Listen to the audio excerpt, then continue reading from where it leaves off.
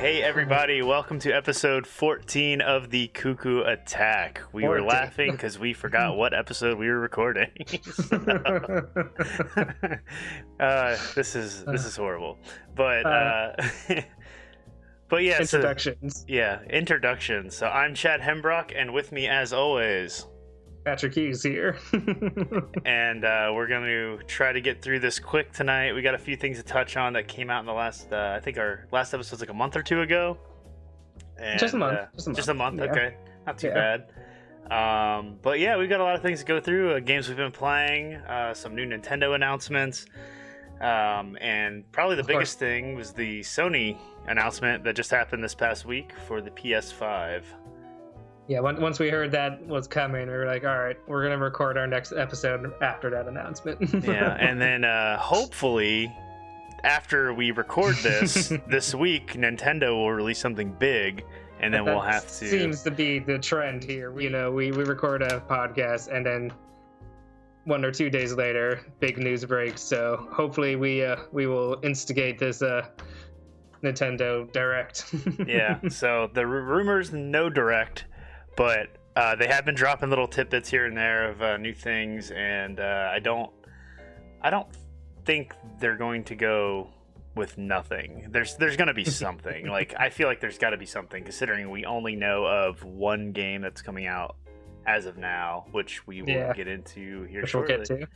So, maybe we can end the episode with what we want to see based off. Yeah, maybe. Yeah. Sounds good. We can do that. So, add that a note. Yeah, I'm just doing a quick little search here, but anyway, that's fine. We can that's exactly when we announced it, like the day after our podcast last time. It was, yeah. We're not joking. So well, anyway, with that said, we've been taking it easy, playing a bunch of games, still locked down, still not going to the office at work, so weeknights are still late nights, going into, usually a 12 to 1 a.m. night, which isn't too far off from the normal when I was going to work anyway, but it's definitely easier to get a group of, 3 to 4 people together to play some multiplayer games. And so we've been playing a lot of Drawful 2, which I think we talked about last time. Still playing that. Still playing a lot of that. And what else was the other one? We haven't played Cards Against Humanity in a while online. Well, All Bad Cards, which is like a rip-off of it. And then they had the one thing that changed since we did play a few additional rounds is they took down all the official cards due to licensing infringement. I think they got the smackdown from Cards Against Humanity. So, but it's still fun. I mean, there's some raunchy cards in there that people have just created, and then some people they'll slip in the occasional like Cards Against Humanity card. Mm-hmm. They just can't label them as official packs. But that's been fun. As of this weekend, I just picked up the Jackbox Party Pack 3 to play Trivia Murder Party, because I was looking for a good trivia game we could all play just to kind of switch things up a bit. Yeah. And that was a lot of fun. My wife really enjoyed that. And we definitely want to play more of that. So Yeah. I had forgotten a lot of the fun, quirky touches that game has. Like, anytime you play a follow-up round of the game, all your characters get labeled junior or the second or the third because you died, and it's your lineage carry out on Yeah, it's really cool how it's like a horror movie franchise, and it's basically Saw. It's the movie Saw, but you're doing trivia, so if you get it wrong, then you have to play the game against the other person, and it's just a fun trivia game with a good sense of humor that goes with it. For sure. It was done really well. Last night was the first time we played it, and it was we played for, I don't know, a good 3 hours probably. Something like that. Yeah. 2-3 hours when I think so. Yeah, so it was a lot of fun, and I'm definitely looking forward to playing. Even Vivi even asked tonight, are we gonna play? And I was like, I think we're gonna record tonight, and I haven't talked to anybody else, so. But I'm down to play more later. Yeah, she's got to go to the office tomorrow too, so couple things in the way of playing tonight. So we'll definitely play again this week or this weekend for sure. Yeah. But besides that, I don't know if we talked about it before, but we've been playing a lot of Paladins. Yeah, I don't think we've mentioned it yet on this podcast. So Yeah. it was one of our friends who recommended it to us as a free-to-play game, and I think both you and me looked at it. We're like, it looks all right. I guess we'll try it. It's like meh. It looked like a hero-based shooter, like Overwatch or something. We're like, okay, we don't really play those, but let's see what this is. Why not? Yeah, and it's been a lot of fun. Like I was telling you guys this weekend we were playing that I don't think it's a game I ever would have ventured out on my own to play, and yet I'm having a lot of fun playing it. It's obviously the party aspect of it makes it, as long as I at least have somebody else to run around with and do the objectives or the deathmatch and stuff, it makes things a lot more fun. Yeah, I am definitely enjoying it.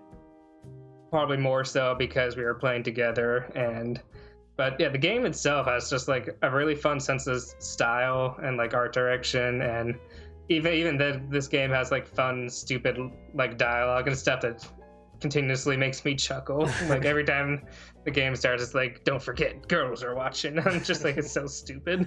Yeah. It is funny. It makes me laugh a lot. And then how like people like Bomb King, when he dies, he'll be like, "Oh no, I died!"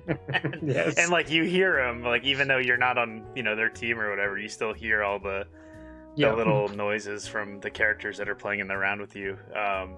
But it's a lot of fun for sure. And I think some of the best games we've played so far is when we were actually able to get 5 of us in there together in our own party. It definitely made a difference than getting matched up with randoms, because there's always, we had one game where 2 people literally just were not playing. They were just jumping around in the spawn. And we've had games where just, you had that one person that doesn't carry or just rushes every time when you're not supposed to. There's always that kind of balance and like getting the right kind of skill levels together, or just people actually participating. But when it does, like when you do have those like evenly matched games, they are very satisfying. Yeah, for sure. I mean, even if we lose, like, and as long as it was an evenly matched game, it's still fun. The only time it's not fun is when we're just literally getting smoked left and right. Like, some of these games we've played have been awful. Like, and I don't understand it. Like, because I don't feel like we're that bad. I mean, because we've definitely gone in and wrecked teams before, but then and then we just get wrecked. And I mean, that's unfortunately the stigma or condition of any multiplayer game. Is just there are people who will have nothing to do but play this game. Yeah. And the more time you put into it, the better you'll be. Like, we're talking as bad as, like, between the 3 of us that were in, we had 2 kills, I think. Or 4 kills total, I think, between the entire rematch. And one of their players had, like, 42 kills. It was pretty nuts. So, but regardless, the game's been awesome. It's been a lot of fun. Patrick and I also tried a free-to-play game. I'm going to go ahead and mention now so we don't have to talk about it too much. But Amazon's Crucible game. Yes. We... So this is Amazon's like first big budget game supposedly that they're launching. It's like a team-based shooter. I don't really know too much more about it because I'll let Chad continue. But we tried it and like immediately quit like after 5 minutes.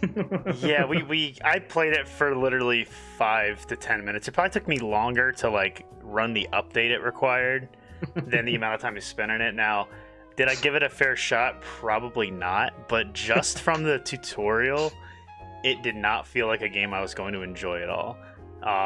Just for instance, it was third person over the shoulder view and offset.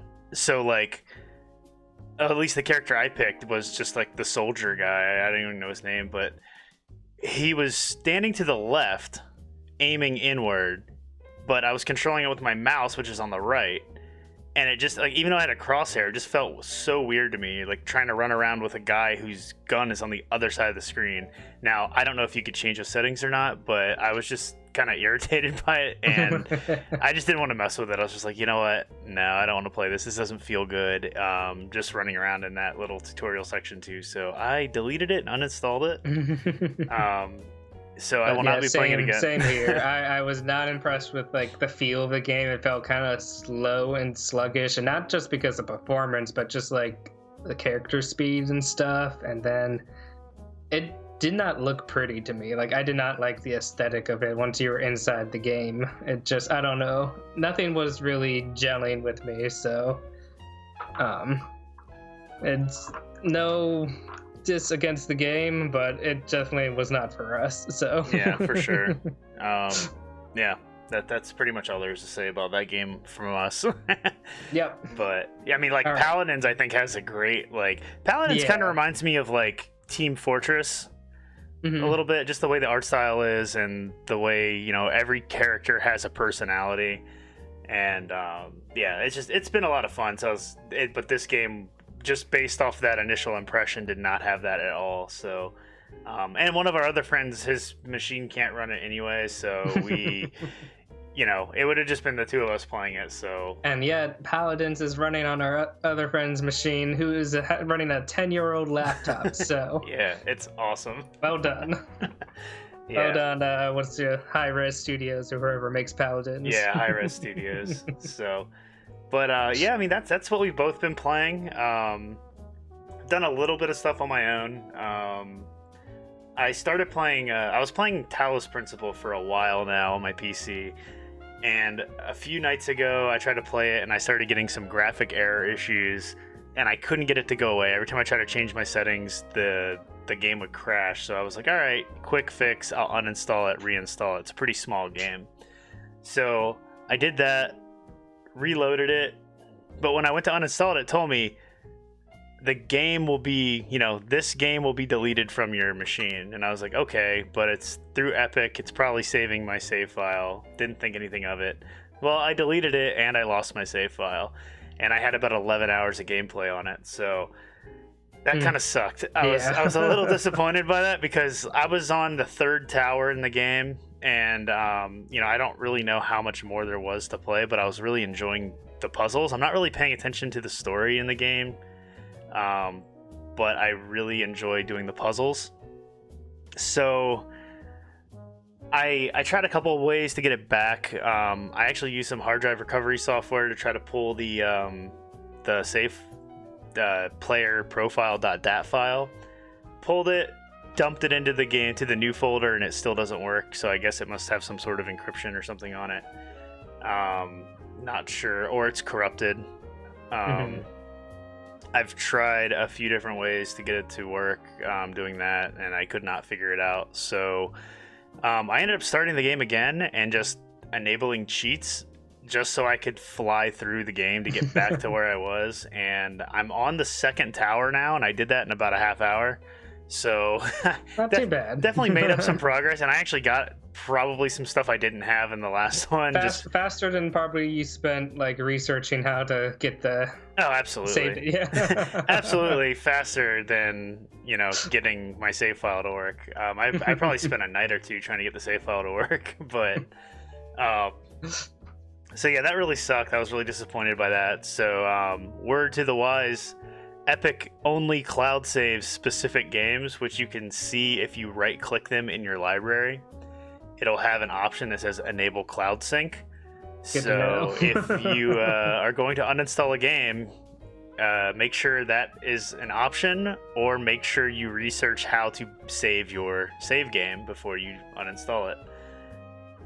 Otherwise, you'll just cheat and go through the game and not get any achievements that I really don't care about, but I really don't want to see an asterisk either next to everything. But I'm not playing that game again from the beginning. It's been fun, but there's also some levels that were really frustrating and annoying. So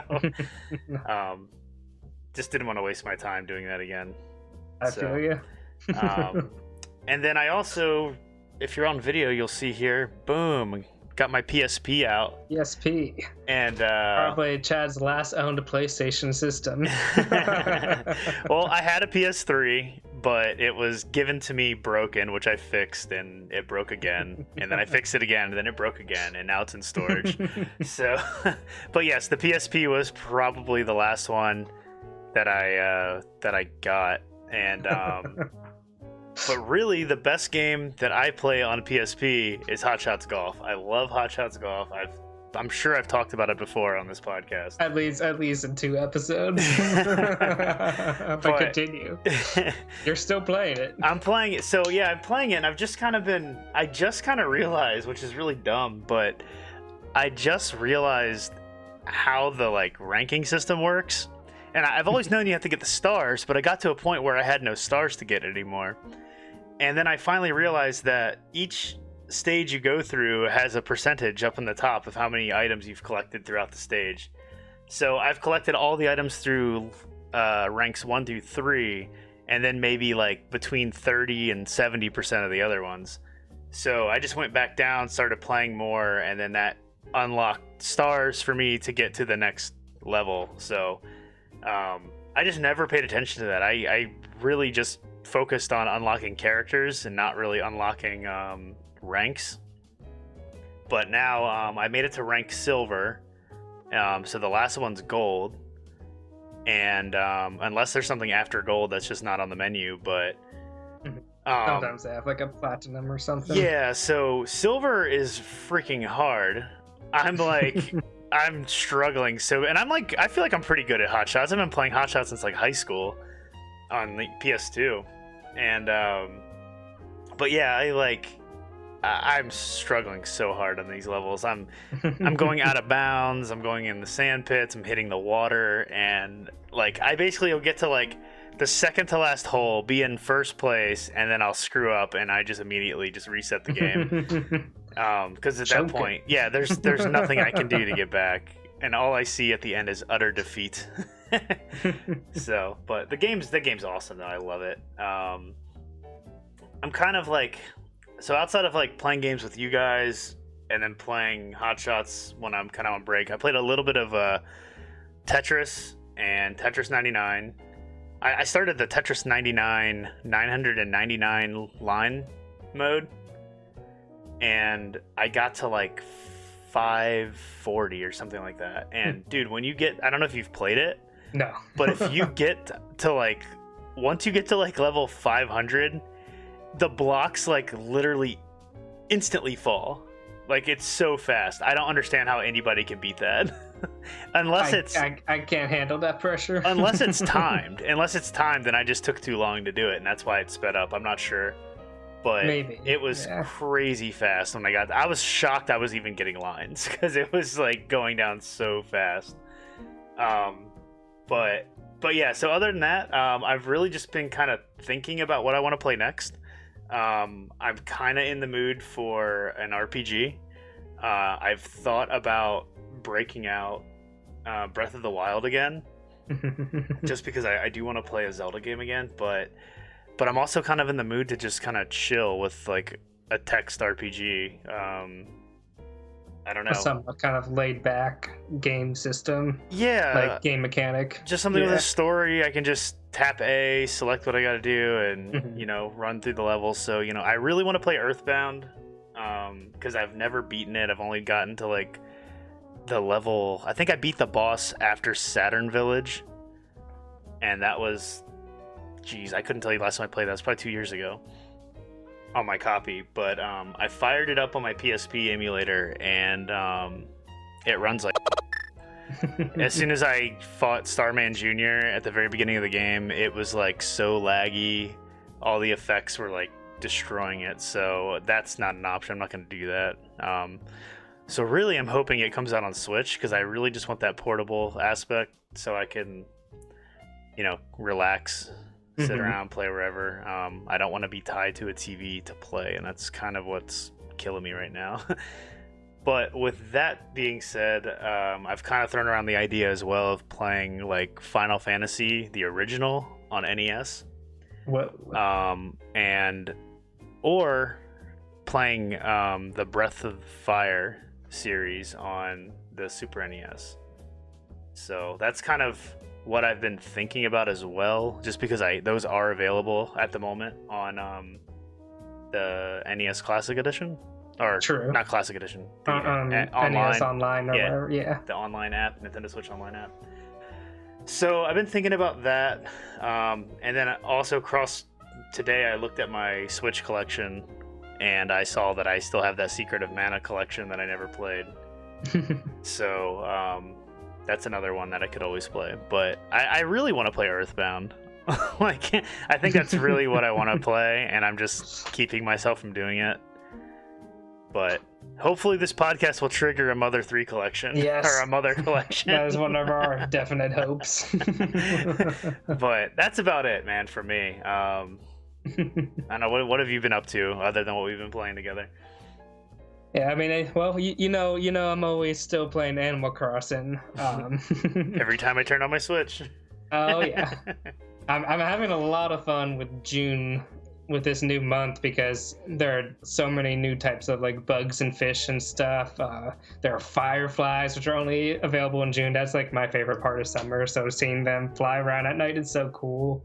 And they're like sharks now in the ocean. You can actually see like their fins sticking out of the water, and you're like, oh man, I want to catch that. Can you catch sharks? Yeah. Okay. I've only caught 2 types so far, a saw shark and a whale shark. But there are lots of different types of sharks out there, so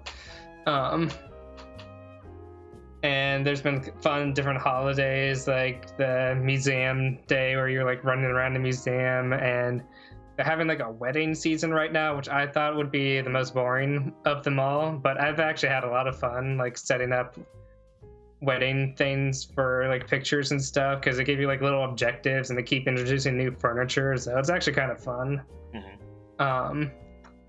And what else? My brother and his wife actually just got their Switch finally, so it's been really fun kind of seeing them start kind of from ground zero on their island, and reminding yourself of like, oh yeah, I forgot how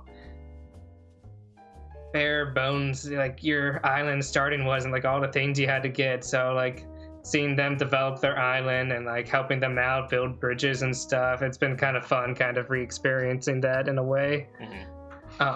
It kind of just sparks your own creativity again to like, oh, that's a fun idea what you're doing there, I kind of want to try something like that. Yeah. I also did start a second character on my island, just so I could have another house to decorate. So is that just to do like, you just do like another profile in your Switch? I just chose, another profile, okay. And then started a game with that profile. So I have 2 different characters living on the same island. Good, because you have to use the same island, right? There's no option. But that's fine. That's what I wanted, kind of. I just wanted another house in which to use more of the kind of cool wallpapers and carpets I've been collecting to get more themes. It's so weird you can't have another island.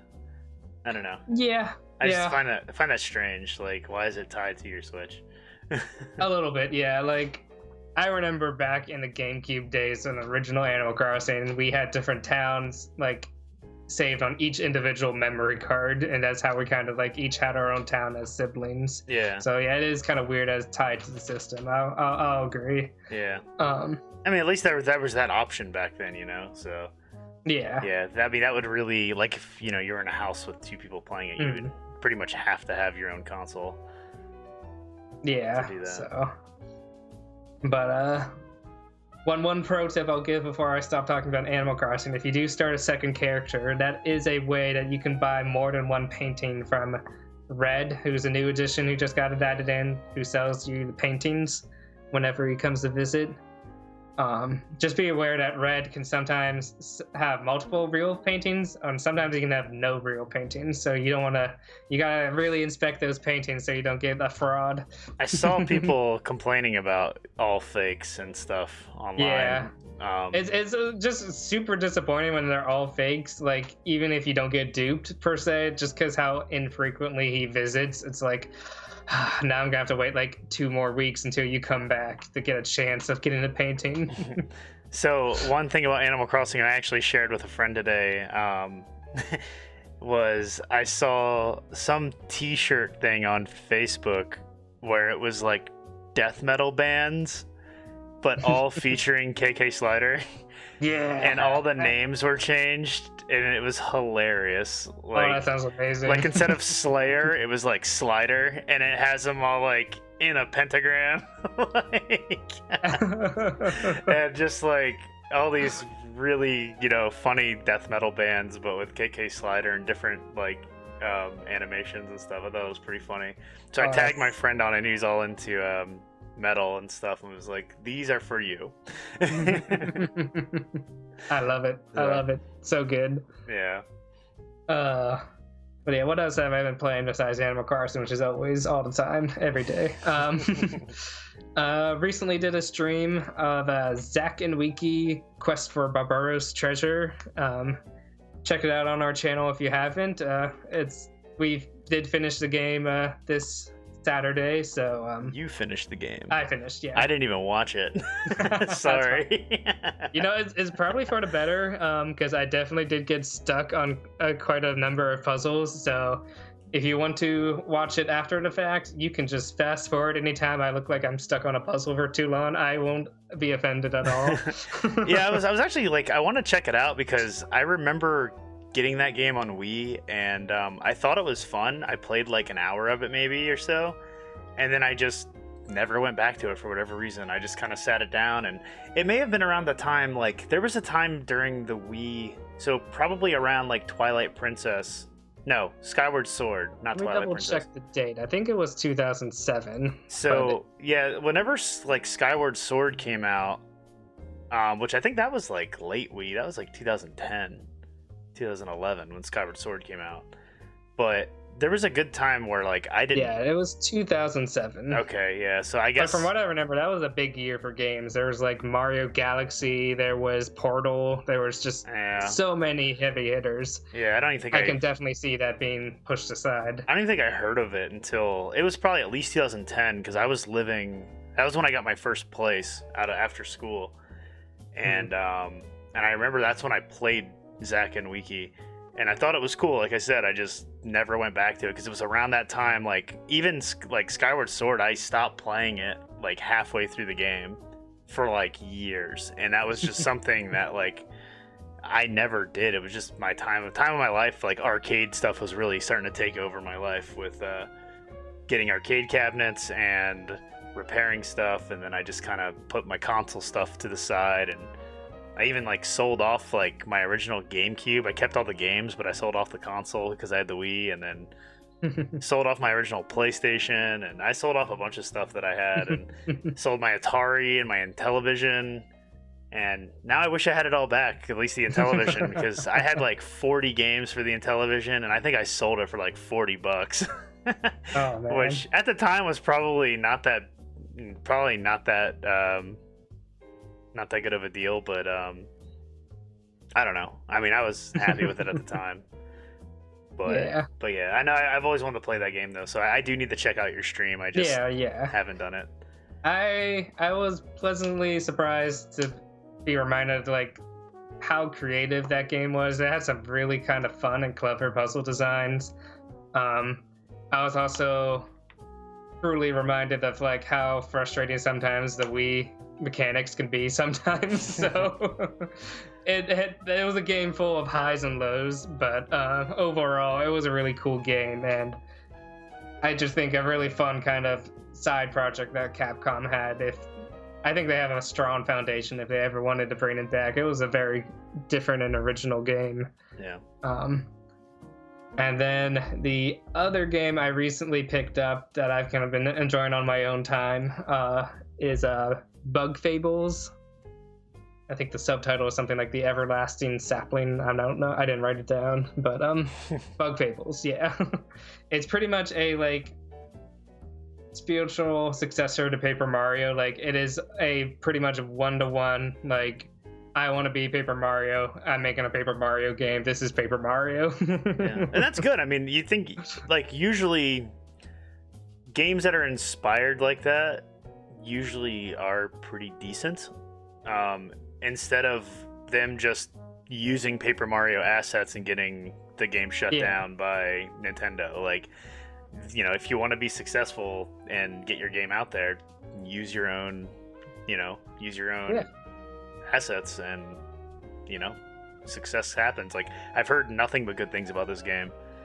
Oh yeah, like I'm really impressed from what I've been playing so far. Like, they have really nailed down like the aesthetic, the like mechanic feeling. Like, it is really just well done. Like, being compared to Nintendo, that is high praise if you're able to capture all those kind of elements and at the same time still being like very original, and kind of having your own kind of creative spins on it. Like, in this game, you have 3 characters that you control the whole time, so and they each kind of have their own kind of feel to their moveset, so that is very unique and cool versus Paper Mario, where you're always Mario and like you're one partner. This is like 3 characters, and just like the writing's very charming, the world is cool to explore.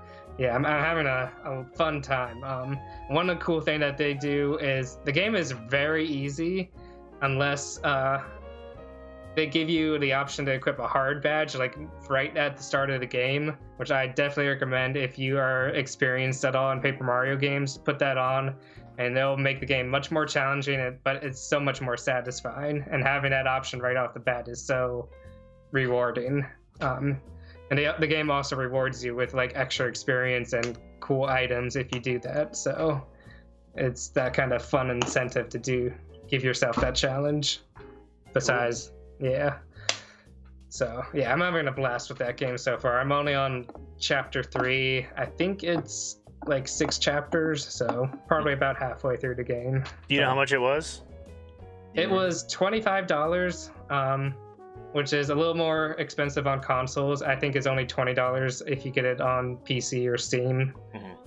But I didn't mind putting the money down for it because it looks like exactly what I want, and I kind of want to be like, hey Nintendo, people are willing to buy this Paper Mario, so take note.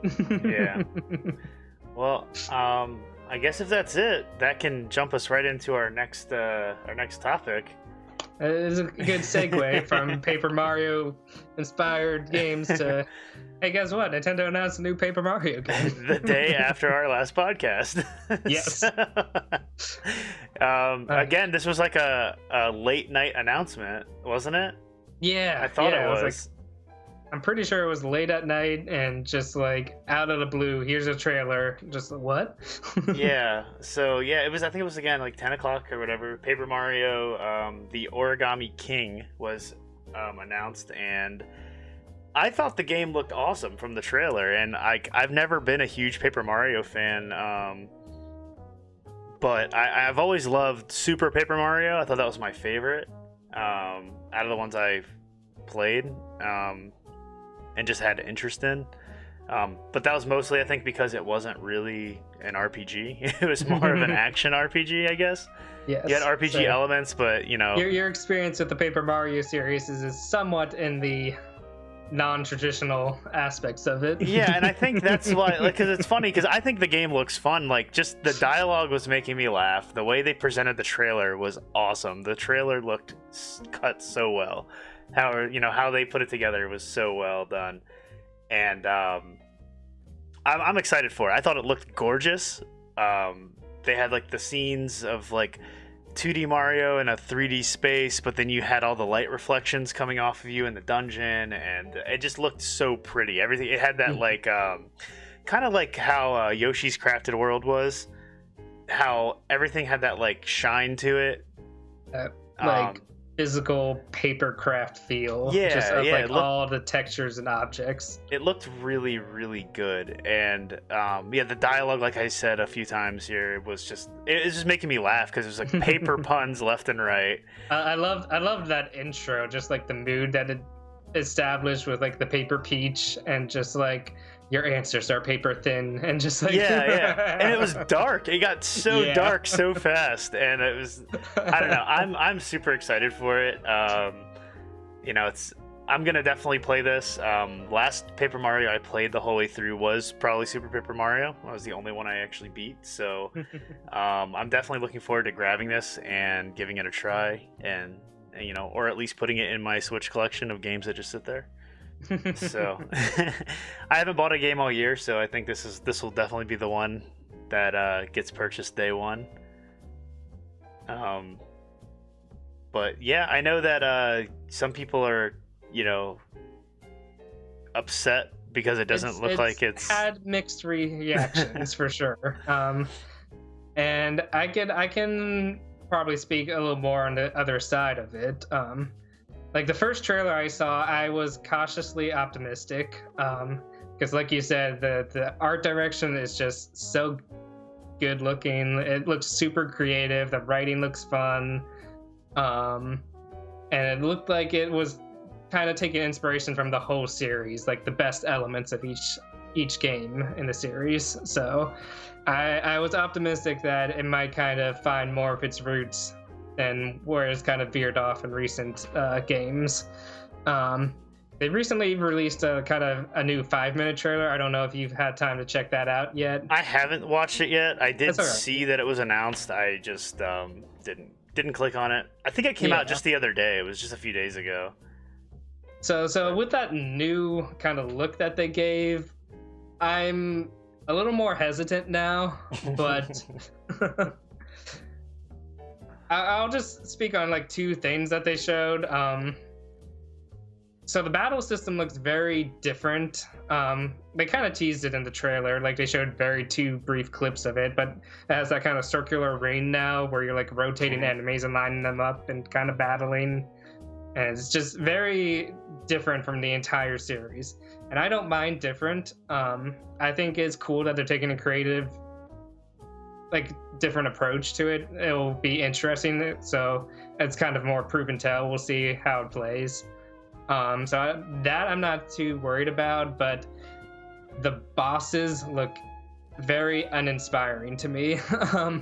They showed 3 different bosses in this new clip, and they're basically, I don't know if you know about Sticker Star or Color Splash, but one of their kind of gimmicks of those is taking real world objects and using them as gameplay kind of mechanics, and this time they're using them for the bosses. So you're fighting colored pencils or a roll of office tape or rubber bands, and I'm just yeah, it's funny once, but to make it a staple of the game, make it the entire game, it just when you look at the rest of the Paper Mario series and how cool and creative the bosses can be, it bums me out a little bit. And the same thing can kind of be said for the partners. I'm happy that this does look like that it has partners again, like the Bomb and the Explorer Toad and stuff. But at the same time, they seem very basic still. They don't seem as memorable as what you had in the first 2 Paper Mario games. So my cautious optimism has kind of taken a step back to a little more wary, but I'm still intrigued to pick this one up. It does look like a step in the right direction, but I'm not hopes aren't high. I'm a little more cautious now. Yeah. So yeah, I mean, and with Ghost of Tsushima coming out the same day, I might pick that up first and then eventually pick up Paper Mario. We'll see. Yeah. So I mean, I'm probably definitely gonna pick it up.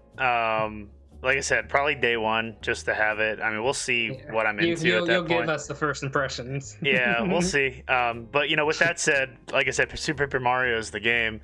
I have Thousand Year Door here that I've never played before. Yeah, you can play that. Play that. So, I've never played it other than just the intro, and that's just my fault because I'm an idiot. If you play that game, you will probably get a better understanding of what makes that so special. And I think I'd like it because, like I said, I'm in the mood right now to play a RPG, and I think that will scratch the itch. It's just, I think it's right up your alley into the type of RPG you enjoy, yeah. With a little bit of interactivity and kind of that still like adventure exploration of the open world kind of. Yeah. I do want to play it. There's so many games. It's just like I said right now, I just don't want to sit in front of a TV. If you stream it, I'll watch and interact with you. All right, maybe we'll do that then, because it's I gotta play something. But right now I think I'm hesitant to do that because I don't want to. Because of this coming out. I don't want to play it and then that comes out and then I buy it and then everyone's gonna be talking about it. So. Yeah. And that's probably the other reason I might end up waiting is because I'm getting my Paper Mario fix in right now with bug Fables. So we'll see. We'll see when it comes out. Yeah. All right. Well. Yeah, well, I guess we'll see. But it was just funny that was announced literally the day after. And we've talked about, like, I know you've wanted a new Paper Mario game for a while. Oh, definitely. And I just thought that was funny that that's what got announced. And I think we even may have talked about it that episode. Said something. No, because we talked about the rumor. There was the rumor of the Mario HD collection, which included a mention of a new Paper Mario. So, yeah. Hey, maybe that's a little extra evidence towards the Mario 3D collection coming. Maybe. So I hope so. Yeah, hopefully, because I definitely want to run around the Mario 64 world again. And I still need to play Galaxy too. I've only played like the first two worlds of that, maybe. But all right, do you want to take a break now and then? I think this will be a good time for a break, and then we can transition into a PlayStation state of mind. All right, state of mind. We'll directly change to a PlayStation state of mind. All right, guys, we will be right back.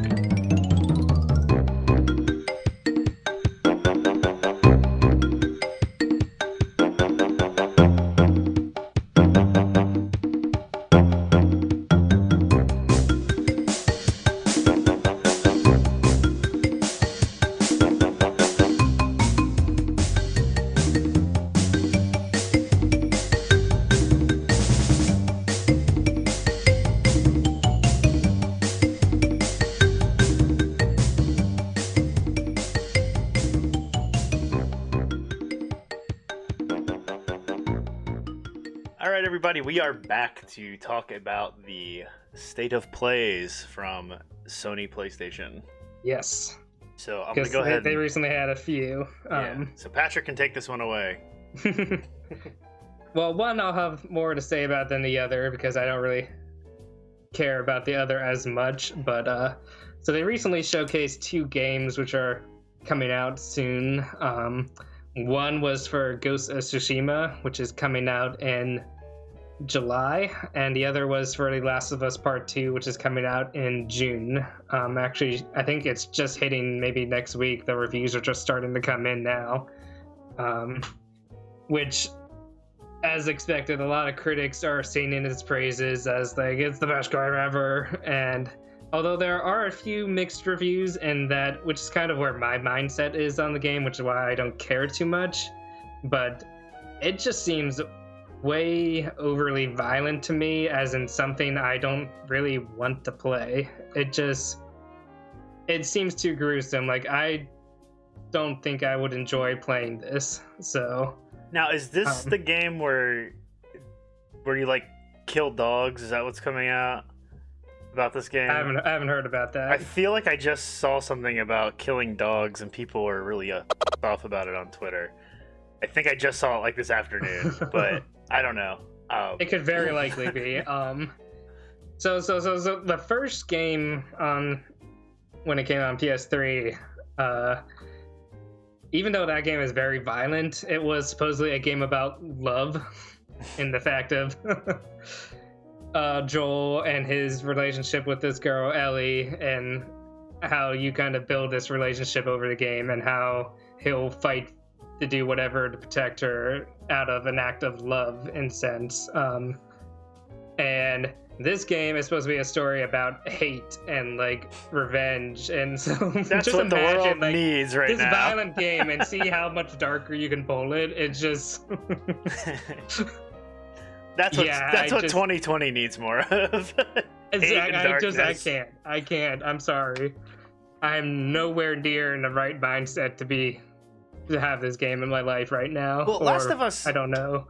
Wasn't it like delayed until like next year, and then it leaked, and then now they said now they're releasing it now, and like there's like some really weird. It had such a weird debacle in that sense. Yeah, like it got delayed first, and then it got delayed indefinitely. Like it's not coming out anytime soon. And then it got leaked, and then they were like, well, actually it's coming out in June because we need this game to sell. Yeah, I've never played the first one. Again, I've never owned a PS4, so like I enjoyed the first game. Like it definitely has merits to why people love it so much, but yeah, I am not really into a game that gets as dark as that does. So I remember watching a friend play it once when I went to his house, and he was stoked on it, and it's just something. I just never. If I had a PS4, I probably would have played it, but yeah. But the other state of play, the one for Ghost of Tsushima, I cannot wait for that game. That game looks amazing from what they showed off. If you're looking for a game that will scratch your Breath of the Wild itch, I have a feeling this might be a good game, a contender. Because the open world just looks beautiful. It looks so cool. You can summon your horse and start riding on it. And what looked really cool that they showed off in that demo is like the subtle way in which you can look for guides to like objectives. Like apparently like the wind will start blowing in a way towards your objective as a way to guide you, or like birds will start flying and you'll start following them and it'll lead you to kind of missions and stuff. It's so cool, and yet it doesn't feel like out of place. Like it keeps you really immersed in the experience, and it's just a really neat way of kind of implementing that. I think I only saw the first announcement trailer for that game. I think it was the first announcement trailer. It was in that last state of play they did. When they just had that kind of like trailer, like they just showed like him in the woods and started like I know killing everybody and going crazy. Yeah, so I definitely recommend watching this. I think it was like a 15-minute state of play when you get a chance. I remember it shows them a lot announcing more of the gameplay. Okay. And it just looks so good. Yeah, I saw the announcement for the state of play, but since again I don't have PS4, I was just kind of like meh, didn't pay attention to it at all. So. True. I don't blame you in that regard. Yeah. But I'll check it out. If you're saying it's might have that open world exploration. Yeah, and the combat seems pretty cool too, in the sense that you can choose the style of play that you want. If you want to be more like aggressive, counter-attacking combat focused like a samurai, or if you want to be more like a stealthy ninja, kind of sneak around, you can kind of customize your character into a direction of your choosing. Mm-hmm. So I think like the last ninja game I ever played was like Tenchu Stealth Assassins on PS1. But yeah, it amuses me too that this is also coming out the same day as Paper Mario. I haven't seen anything yet, but I'm really hoping that this will spawn some kind of new memes like we had with for Isabelle and Doom Animal Crossing and Doom. So, yeah. But we'll see. That's really all I have to say on that. So we won't spend too much time talking about it, because really what we want to talk about is the big PlayStation news, the PS5 reveal event. Yeah, so this was delayed a week due to the protests for racial injustice. Mm-hmm. So Sony and pretty much every corporation came out saying, that they stand for the protests and the people, which is fantastic.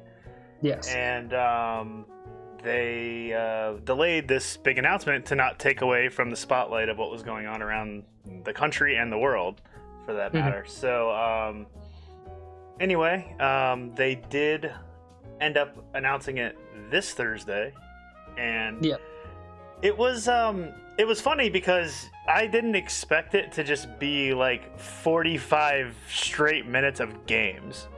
Dude, it was like over an hour. It was long. It was really long, and I wasn't. Although, like the entire time, they kept like doing these weird teases of like shapes and triangles, like for like 2 or 3 seconds. Like the big reveal is coming. Just keep watching. Yeah, and that's why I was like, I was getting irritated because I was, I wanted to turn off my computer and it was just still playing and still playing, and it's like, come on, I gotta make dinner, come on. I wish they would have done it a little later in the night, but anyway, they opened it. The opening was hilarious. Oh yeah. They opened the trailer. Well, after the little montage. And they do that. So the first thing they show is that Sony, the original Sony PlayStation boot screen. And so immediately I'm like, cool, we're gonna find out about backwards compatibility, which is what we'll get into that later. And I was like, well, if they're showing that, it's gonna play everything. It's gotta play everything. So they do a quick little montage of that. And then they cut into Rockstar Games, and immediately I'm like, oh shit, Grand Theft Auto 6. That's cool. We knew it was coming eventually. It's funny, I always get excited for Grand Theft Auto games, even though I've never beaten one. They're somewhat in a way like a fun tech demo, kind of like your Gran Turismo or something, just seeing the generational leap of this franchise. Because I remember, I used to play a lot of GTA 2 on the PC. And then 3, I was so excited for 3 on PS2. And I think I had 3 on my computer as well. But then Vice City was oh man, I gotta get Vice City. And that was the first one when I had a job. And I worked in a video game section of a store. And we the box came down the conveyor belt to our section from the truck. And I was like, I'm buying this right now. And I took it right back to customer service and bought it. I was so excited to get Vice City, and again, it's just one of those games that I'll play the missions for a while, but then once I start failing one over and over again, then I just start seeing how wanted I can get and how long I can stay away, and then I'll do cheat codes and just destroy the town, and it's just I don't know why it's so I enjoy doing that so much in the game. I think it's just to see what you can do. It's whatever what they can allow you to do in the game. I think is what's fun about it. Have you played 5 at all? I don't know if you... I haven't really played any of them, to be honest. No? I've watched people play them and stuff, but... Okay. I played a little bit of 4. I played a little bit of 4, which I always think, the dialogue's hilarious. I've never played San Andreas, but I've heard San Andreas is, the best one. That's what everyone says. I mean, I know 3 and Vice City were, very high regarded. I never played San Andreas. It was just at that time when I really wasn't playing video games when they came out. I wasn't playing much. And, but, yeah, so they, 4's out. I played that a little bit. And 5 I've played a little bit of. And I own 5 through, every store online because I bought it from Rockstar. And then I got it on Steam through a CD code from somebody. And then Epic just gave it away for free recently. And then Epic gave it for free. So it's all right, I'll take it because it's free. I'll put it on my account and I can play it wherever. And yet this game still keeps selling the top every month. It's all time. It's top 10 every month whenever you look at any of the NPD data that comes out. And then, but what's crazy is, so, we're thinking 6, and then it says Grand Theft Auto 5. What was it? Expanded Edition, I think is what they called it. Here's the craziest part to me. They spend I don't know, it feels like forever. I guess it probably in reality is only 2 or 3 minutes, but they're showing this PS4 graphics trailer saying that it's coming to PS5, and why are they spending all this time not even showing us what it's gonna look like? They could have at least pulled it from a computer showing it in 4K. And just said it was PS5. But dude, this game came out in 2013. Yeah. It's a 7-year-old game. I don't... Alright, it's crazy. It fuddles me. I mean, it almost makes me... This is how you want to set the tone to start the event. It's just It also makes me wonder if you're going to have backwards compatibility. Because if you owned a PS4, majority of the people probably own Grand Theft Auto 4. It's probably a very, very, high attach rate for a PS4 console.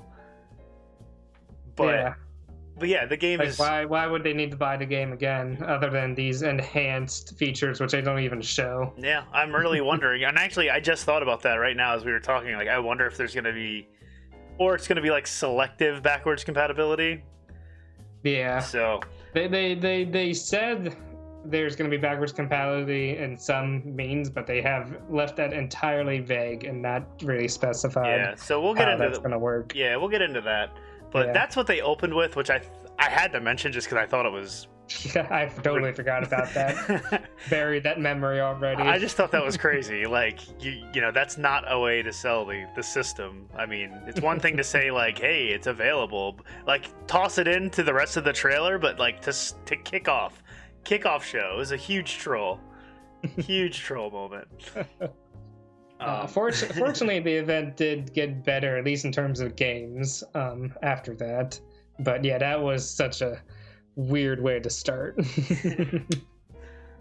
So yeah, if you want to go over some of the other games, and I'll let you take over this part because I don't have a PS4. I don't know. Right, I haven't right. owned a PlayStation since 2, other than the broken 3 I have. So I'm not gonna highlight every game that was in the event, only because there was a lot. So I'll just kind of highlight the games I think will be most likely you'll want to hear about, or that I find particularly interesting that I want to talk about. But some of the big hitters that they announced was there's going to be a new Spider-Man Miles Morales. That was the second. I think that was the second game they showed. I think that's what they showed after Yeah. GTA 5. Yeah, which was a much redeeming note. Although it's been kind of fuzzy on the details of what type of game this is, if it's a sequel, if it's a full game, if it's a small game, it's DLC.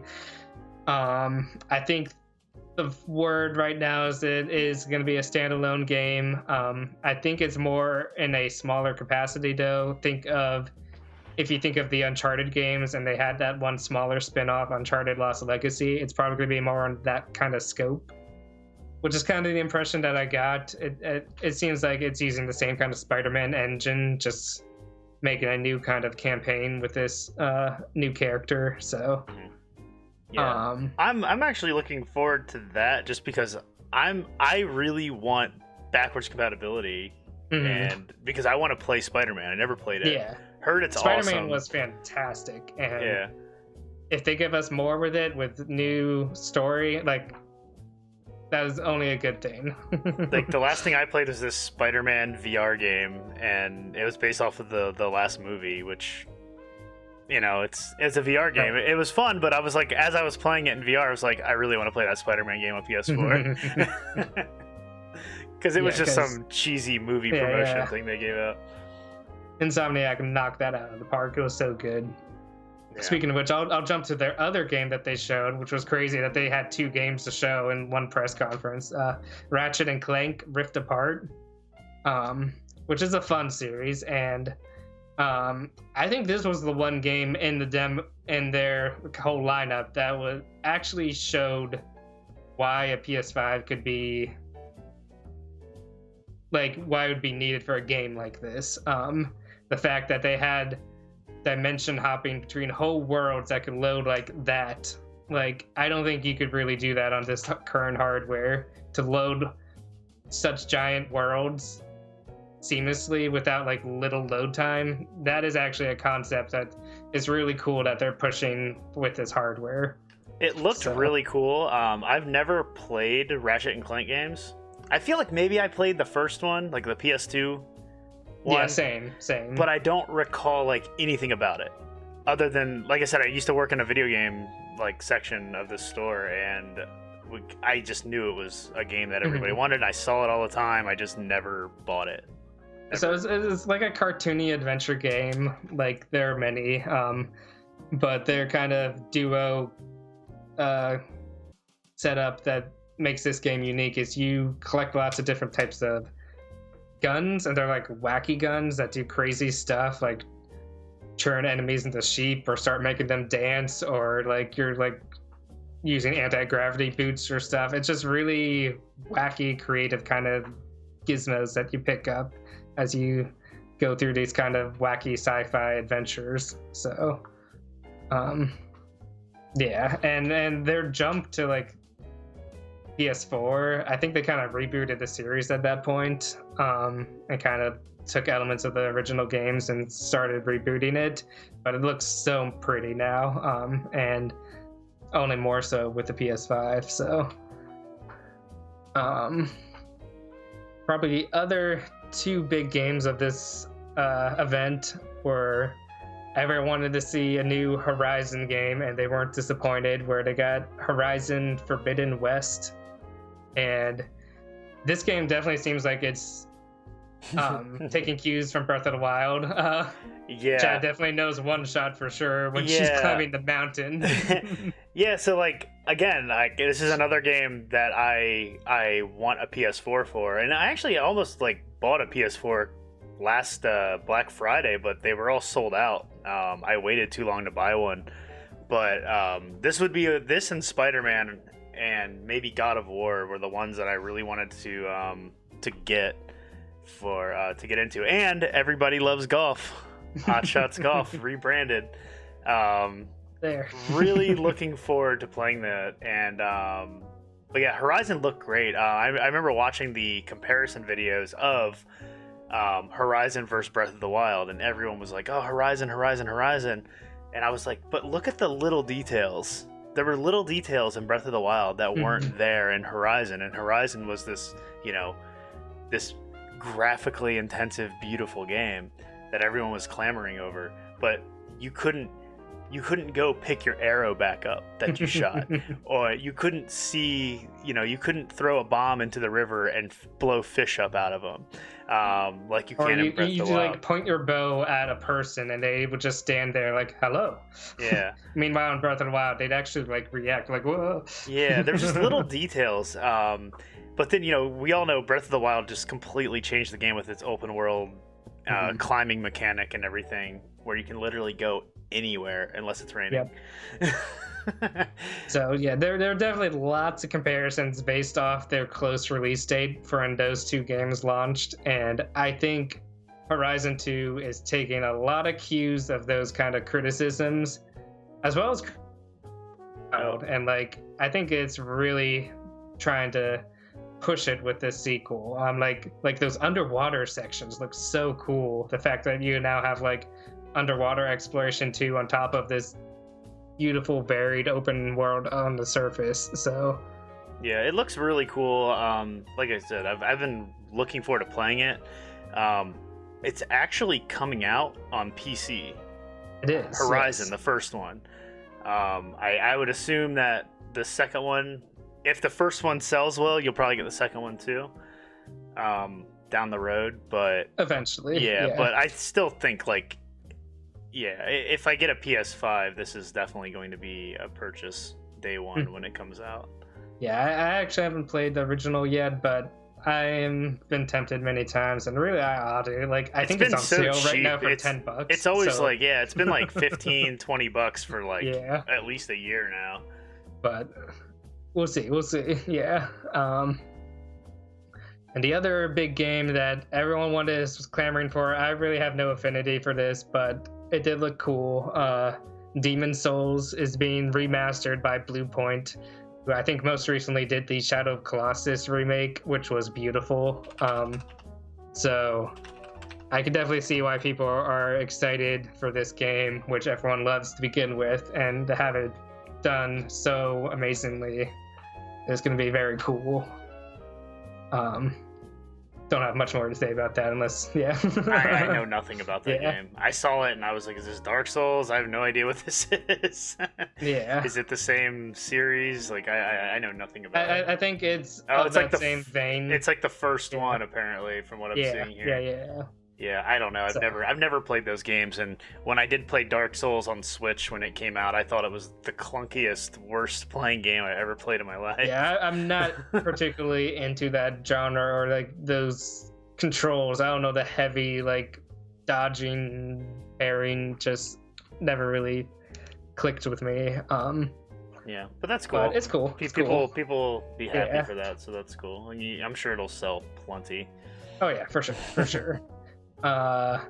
Resident Evil is still kicking strong with their new Resident Evil 8 for Eighth Village. entry in the main series. Yeah. Which I still need to play 7, dude, because 7's been on. It was on sale for $9 the other day, and I was like, why don't I buy this? Like, it's. And 7 just did really well for like continuing the series. Like, I feel like Resident Evil has found its groove again in terms of like both new games and kind of resurrecting their older games, and just a breath of like fresh air. It's just. So the thing that sucks is like, I loved Resident Evil. Like, when it first came out, when I got my PlayStation and saw Resident Evil for the first time, it was like mind-blowing. Even with the tank controls that, you know, when you walk and stuff, it was horrible. But that game blew my mind with like just the shock scares and everything. Like, I don't know, I just thought it was so cool, and just totally a thing of its time, I guess. But I remember like loving the first one, playing the second one. I don't even think I beat the first one, but I know I beat the second one multiple times. I beat the third one a few times, and then the fourth one, which everyone loves and it's re-released on everything, I'm horrible at it. Like, I am so bad at that game. I die roughly right after the village at the very beginning. I like get to I either die at the lake or it's right past the lake after that big like alligator thing eats me. I think I've gotten past it on my recent play that I did I got it on my computer, and I was hoping mouse and keyboard would make it feel a little better, but no, I'm so bad at those games still. Like, I don't know why. Yeah. But after that, like after the fourth one, I never played 5. I think it was 5 or 6 I heard was just terrible. Yeah, I don't think people, like, 5 was a step down, and then I think 6 was even worse. So I think it kind of went downhill from there. Because I remember almost buying it for PS4 on, or maybe it was on Xbox. It was on like one of the Black Friday deals. I went to Best Buy, and they were like, they had them laying there for like, they were like $5, or it was like buy 3 for, you know, $25 or something like that. And I almost bought it just to have it and be like, well, if I ever get a PS4, this was cheap. But then I was like, why? I've heard mixed things about it. But with that 7, I've wanted to play for the longest time, but the big thing for me is I want to play it in VR.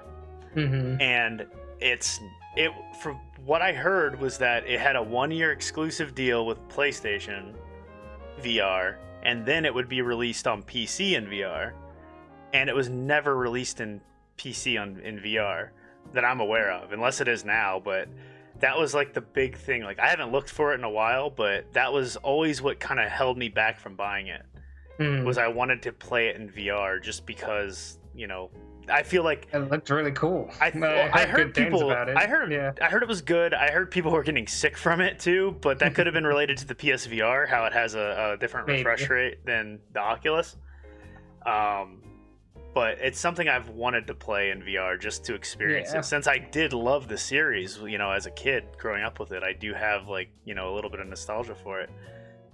So 8, as soon as I saw like the trailer at the beginning, I was like, you know, talking, I was like, this is Resident Evil, isn't it? And sure enough, it was like the village. And then I was I'm curious if it's going to be in VR too, only because they chose to keep the first person perspective. They haven't said anything yet, but it is interesting that both Resident Evil 7 and 8 are in first person, which is kind of a difference in the rest of the series. So but yeah, it looks great. It looks just whatever new direction they've taken this series in, like the style and art direction, and just everything feels so polished now. It's so good. And the remakes have been great too. Like the remakes they've been doing, like everyone's loving those. I haven't played them, but like the footage I've seen of them, it's like they're fixing a lot of the, you know, core mechanic issues with those games, and you know, really tying it on there where you can control your camera, and you know, you don't have static images and stuff like that. But I'm definitely tempted to check them out at some point. Maybe they'll do some kind of bundle of those remakes for PS5. Yeah. And enough time comes by. I wouldn't be surprised if they do. I mean, it wouldn't be the first time they've done a Resident Evil bundle. They had one for GameCube that was all the remakes from 1 to 4, and including 0. So they did like an actual bundle pack. So maybe down the road. And plus, I mean, those games typically don't hold their value because they're so popular and so many people buy them. So you can usually pick I don't think they're like particularly long games either. So now you can usually pick them up pretty cheap to used. I mean, I know some of them on the GameCube are a little expensive, and that's just because they were more rare on the GameCube because more people were playing them on PS2 or had the originals, or hell, even on Dreamcast around that time. So people weren't really clamoring to buy the Resident Evil games on GameCube, other than 4, which 4 is probably the cheapest one you'll get, which is crazy that game was exclusive to GameCube. Yeah. GameCube got that Resident Evil license, which is insane. That was crazy. Yeah. All right, only a few more games we'll talk about, at least that I want to highlight because I think they're cool. And that would be one is Astrobot's Playroom. Yeah, that looked cool. If you haven't played Astrobots for VR, it is phenomenal. It is like one of the best VR games, as like the closest equivalent you can get to a Mario game. It is so much fun. The platform is so solid. The charm and creativity out the wazoo, and just they really played with the ideas of like VR and like perspective and stuff. It was such a cool game. And this one is not VR as far as I'm aware, but instead it seems like they're focusing on all the unique aspects of the controller for the, what do they call it, DualSense now, not DualShock. You said this is going to be a pack-in, right? Or there's something you heard? Yes. This game apparently is going to be pre-installed on every PS5, so think of it like your Wii Sports for PS5, except it's Astrobots. And it seems like it's designed very specifically to show off the cool new features of this new controller with the HD touch. The haptic feedback, or HD touch, as we like to call it. And those kind of pressure sensitive analog triggers and just all kinds of the features of it. So I think it should be fun, even if it may be a smaller game, since it's a free pack-in. So that's just cool, something to be aware of.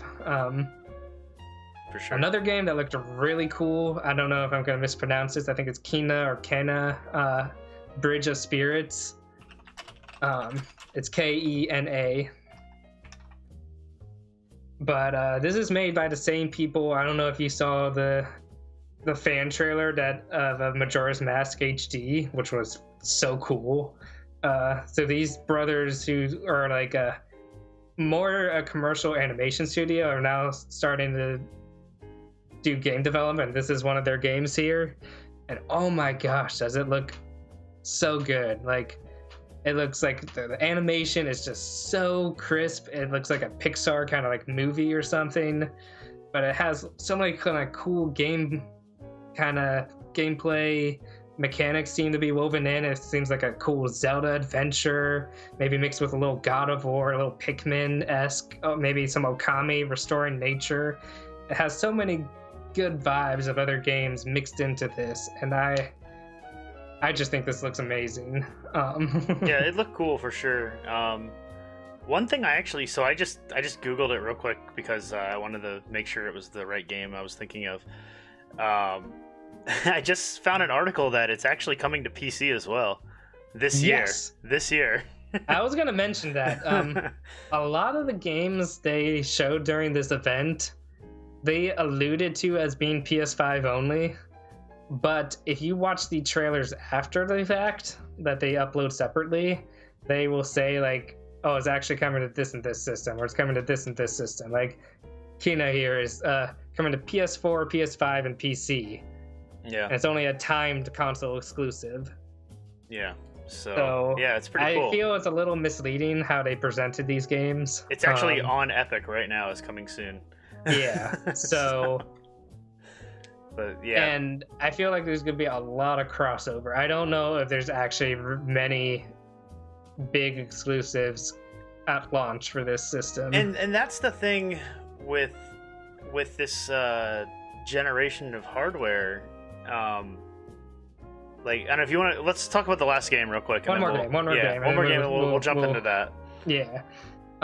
Because this game just looks so amazing. This game looked great. The trailer was perfection. Yeah. Like, the whole presentation was so good. The music, the humor, just everything about it. It's called A Little Devil Inside, and it looks like a quirky kind of like Monster Hunter game. Not Monster Hunter per se, but like some character who's like hunting glory and adventure, and just like all these misadventures that he has, and his butler who I guess has a much more calm life, but the like contrast between the two is so humorous. Yeah, the trailer was definitely making me laugh out loud. It's like probably one of the only times I was really like, ha, for a game. Like, that looks fun. That looks a lot of fun. There was the only other game that made me laugh too, real quick, was Bug Snacks. And I think it was just the music, because it was just like Bug Snacks, Bug Snack, and I was like, this is ridiculous. they definitely put the right amount of ridiculous. Like, they knew they had to ramp it up to just make you laugh. Yeah. So I mean, that pretty much wraps up the games, and I had it written down on another list, but I don't have that computer on at the moment, which I should have probably prepared before doing this. But I wrote down all the dates that they showed. So majority of the games didn't have a date. Yeah. Like, there was no date at all. Not even a year. A handful of them were 2020. And then you had a few that were 2021.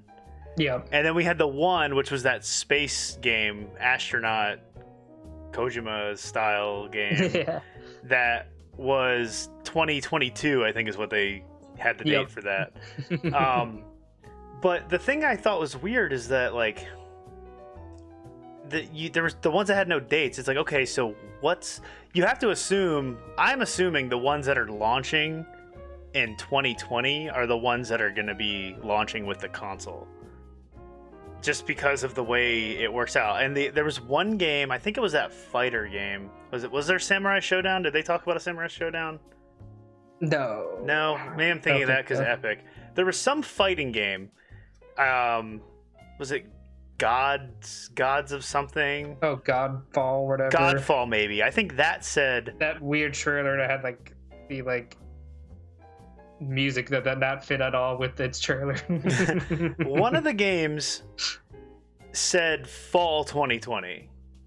There were a few. That was like the only one I saw, because I was like writing them all down as we go. And Spider-Man was slated for holiday 2020. Okay, yeah, so I saw holiday and then I saw fall.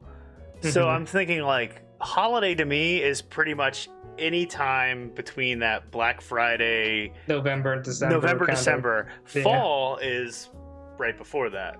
Like so September, October, maybe early November. I mean, in the past, typically you've got an October, November release date for new consoles. So that's why I'm just wondering if that's. I was just trying to figure that out, and they didn't give us any of those details.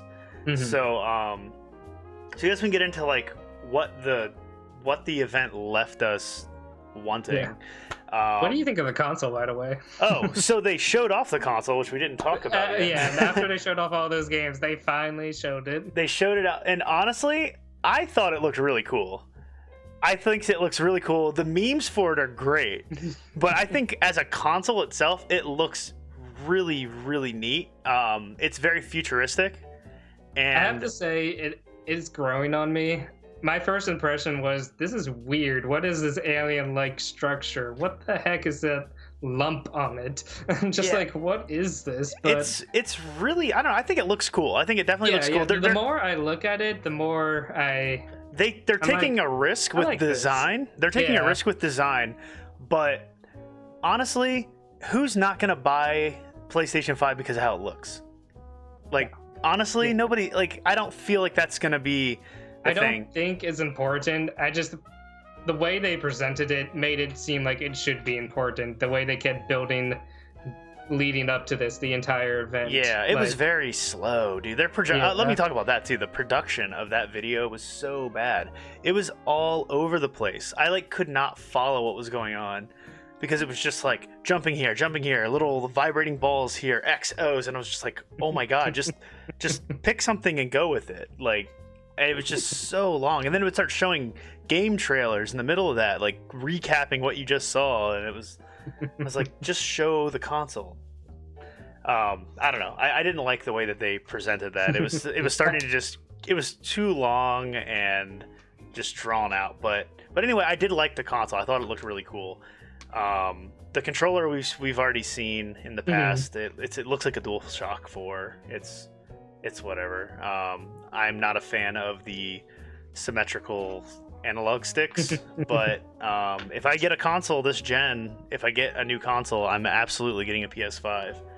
And that's because of what I said before with Xbox. Most of their games are going to PC, if not all of their games exclusively going to PC.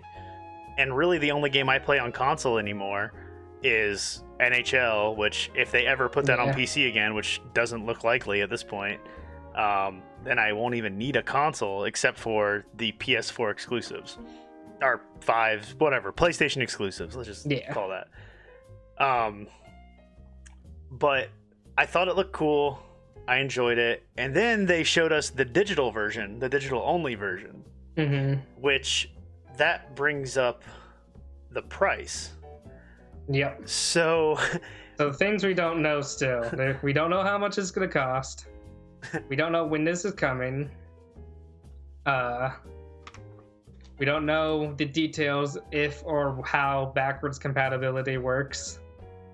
And I didn't expect them to mention this yet, but we still don't know anything about VR, which it seems like they're gonna do something with it, considering they have this new taco camera.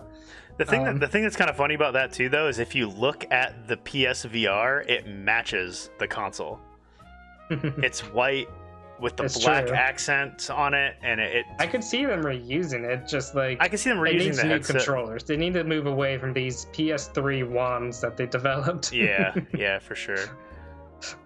But there's been nothing about that. But let's talk about the price real quick. So release, they didn't tell us the release, but like I was saying, I've got to imagine you're looking at October, November, maybe September.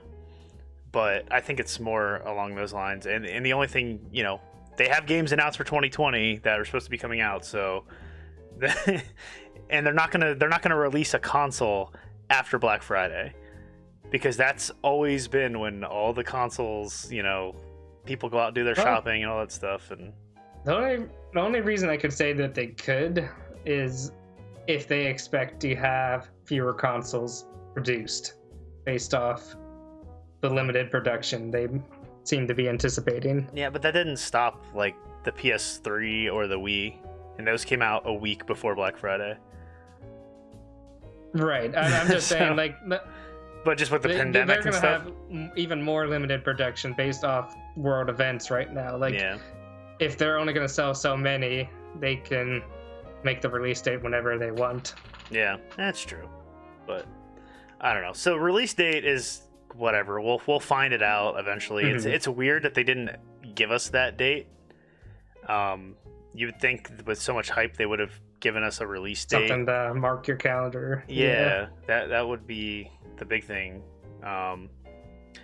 But let's talk about the price. So this is what I'm really wondering, because you have kind of a mindset in your head based off similar specs of PCs. Yeah, and I know that doesn't always, PC equivalents, don't always cost the same, obviously. But the rumor is $500.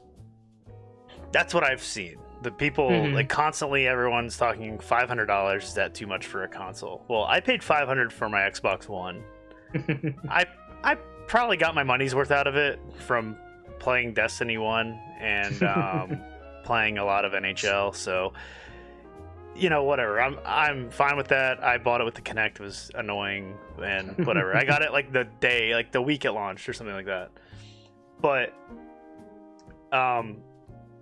my concern is, like, I don't think $500 is going to work. Because of the specs they're talking about, like, if you take the specs of that thing and match it up to the most equivalent GPU in a PC, like, the GPU itself is going to cost that.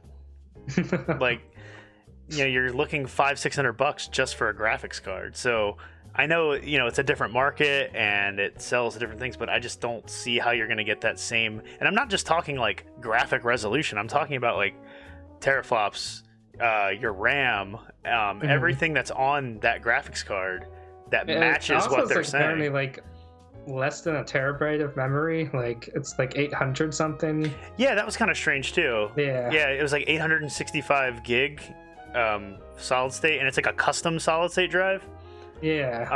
Which, I mean, I don't know how much faster a custom SSD is going to run compared to a traditional SSD, or was it N2 NAND chip that goes in your PC, whatever it's called.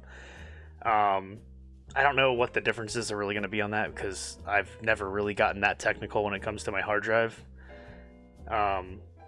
For me, my standard SATA SSD is doing what I need it to do. So, but you know, obviously it's faster, and that makes the difference, and that's what is needed for these new gen games, especially when your games are installed to your hard drive locally.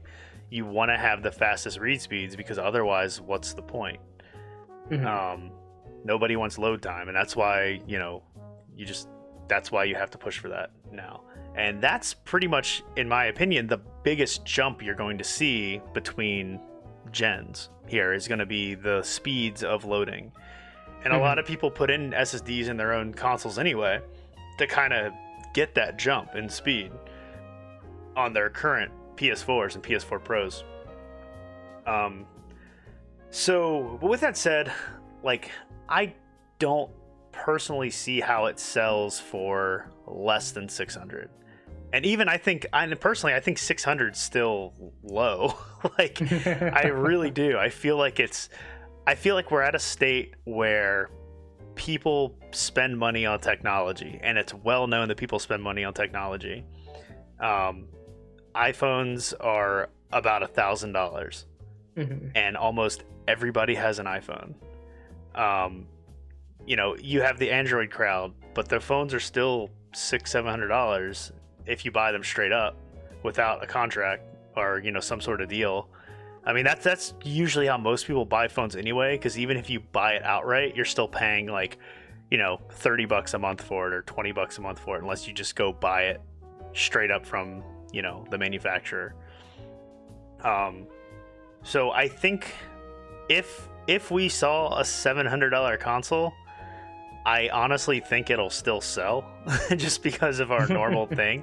The world is a lot different than what it was in 2007 when the PS3 came out. And it had its $600 price tag, which kind of floored the world. Yeah. Like, oh my God. Yeah. So, I mean, I think people will be shocked, but at the same time, I feel like the world's different when it comes to that kind of stuff. People will spend that, especially right now, if we stay in this state where people want home entertainment. They're going to buy that. If that came out, that would probably be the time to do it, if at that price. Granted, you also have the other side of that where people aren't working, and people can't really afford it. Can they afford so a $600-700 console when people are kind of struggling with the economy? And who knows what, if there are cheaper consoles out there. Like, Microsoft will probably, I'm guessing, if this game of chicken continues, will probably try to release a cheaper console. Yeah, and that's the thing. The Switch, of course, is going to be so much cheaper than both of them. Yeah, well, the Switch is going to stay $300. Of course, it's its own kind of market. Yeah, but the thing is, like, the Xbox too. Like, I don't understand. Like, maybe Microsoft has more pull with, like, you know, those companies just because of, you know, having that PC foot, and then they're pushing all those games out on PC as well. I mean, maybe they'll be able to pull a better deal. I just don't know. I don't know how that works. I don't know the business drives of bulk pricing of silicon chips. But just based off specs alone, that just doesn't seem that $500 is gonna get you that. Like, I don't know. I want to pose a curious hypothetical, just for this case of hypothetical. If Sony announced their console for, I'm just gonna put a random number, let's say 600, and Microsoft announced theirs for 550, but Sony doesn't have backwards compatibility, but we know Xbox does, would you be inclined one way or the other based off those facts? Well, for me, I'm not getting an Xbox regardless of what the price is. You don't care about that. I've already decided myself, like, I'm not getting an Xbox this gen. But would a PlayStation that's more expensive, it doesn't have backwards compatibility, turn you off? Absolutely. Okay. If there's no backwards compatibility, I'm just gonna go get a PS4. Right. Because there's no point, like, for me to play the games that I want to play Even if they like re-release most of those games on PS5. I mean, that's different, but that's also, then it'll just be a waiting game. Yeah. I'll get the console when I feel ready to get it, which is what I did with the 4, and I never got it.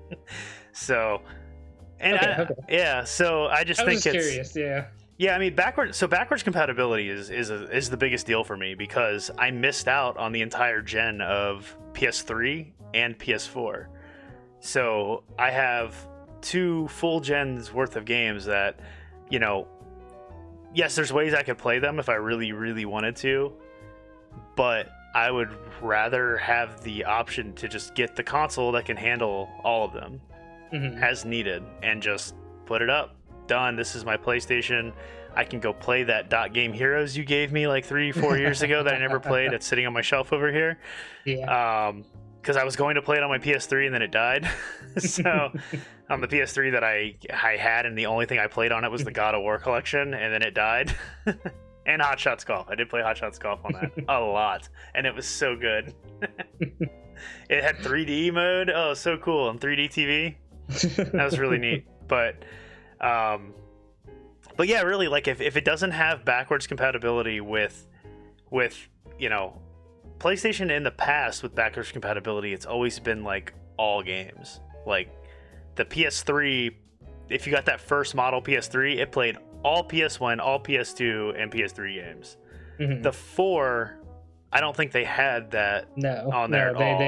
They changed that because they were building a new kind of operating system for this PS4. Now, does the PS4, does it still play PS1 games? Or anything like that? No, I haven't read in any of that because I don't have it. But yeah, I'm pretty sure it doesn't. So okay, so I was just wondering, because PS1's so old, maybe they had like an emulator built into it or something. But with that being said, yeah, backwards compatibility is like the number one thing for me for this console at this point in time. Because if it doesn't have it, then I might as well just wait or get a PS4 for cheaper, and just to play the games you want. Or even just trade in my Xbox One and go get a PS4. Like, I just, there's no point in my mind. Yeah. For that. All right. Well, that is I wanted to hear your perspective as someone who doesn't currently own like a PlayStation 4 or something. So that is because I'm sure there's a good number of people out there who are in the same boat. Yeah. I guess I can offer some perspective as someone who does own a PS4, if and how this is going to appeal to a consumer like me. I'm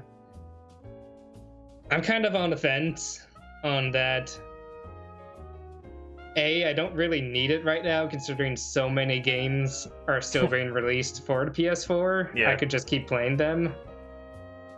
But then again, I am somewhat tempted in the sense that I'm curious about playing games with this new kind of controller and haptic feedback, and that's called new system hype.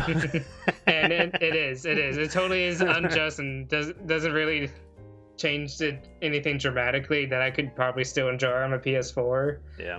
But I'm also thinking like how maybe performance will run versus games like say Cyberpunk on a PS4 versus a PS5. I bet the load time of like those environments would be. But then again, they've been designing these games for these older systems for so long. I'm sure they'll run fine enough. Yeah, I mean... But then I look at examples like Breath of the Wild on Wii U versus Switch. It's a no-brainer that everyone wanted it on the Switch. Yeah, but at the same time, the game ran fine on both. You know what I mean? Yeah. Like the biggest thing with the Switch was just the portability of it. That was the biggest reason why everyone wanted it on Switch. But it was completely developed on the Wii U. Yeah. So I think that's the main reason that's holding me back is there's no big title that's like I need this system now. yeah, I mean, unless Horizon drops with it, like if Horizon, I don't think it's no. ready. I think Horizon they said 2021, didn't they? Anyway, I don't think they gave a date. Oh, okay.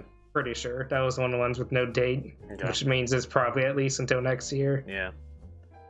So. But yeah, no Breath of the Wild, no Mario 64, or. I have my NES shirt on.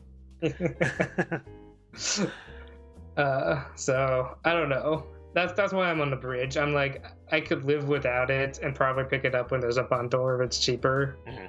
But I could also maybe enjoy it now for some games if I felt so inclined. I just have to make a decision. Yeah. It's kind of where I'm at. Yeah. I wish they would shown more gameplay rather than trailers at this event, like comparisons of performance. That would have made more of a difference to me as an owner already. So Yeah. Yeah, because most of the stuff they showed too is just like PS5 pre-alpha, dev kit. Yeah. It's like, what does that mean? That's nice, but Yeah.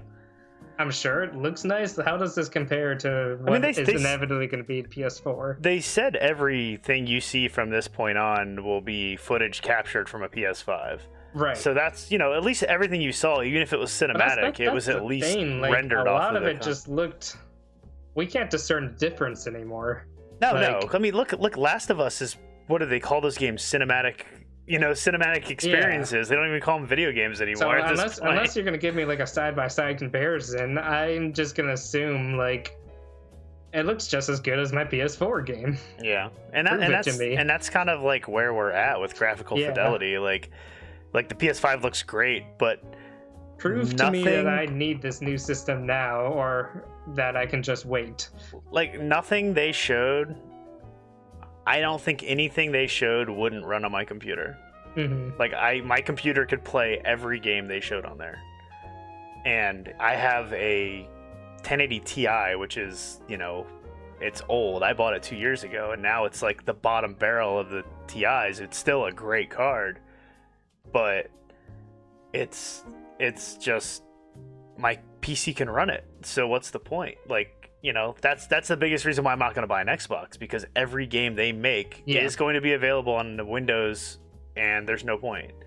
Not that I might not buy it, but if I want to get something and it's available, I'll either snag Game Pass and play it, which is awesome. Game Pass is amazing. I'll either snag that for another month and play the game I want to play, or I'll just buy it directly from the Microsoft Store and be done with it. So, and there's no point for me to go out and buy, I can use my Xbox One controller on my PC with the little adapter, and it works beautifully. It's got everything: vibration, haptic feedback, analog triggers, everything.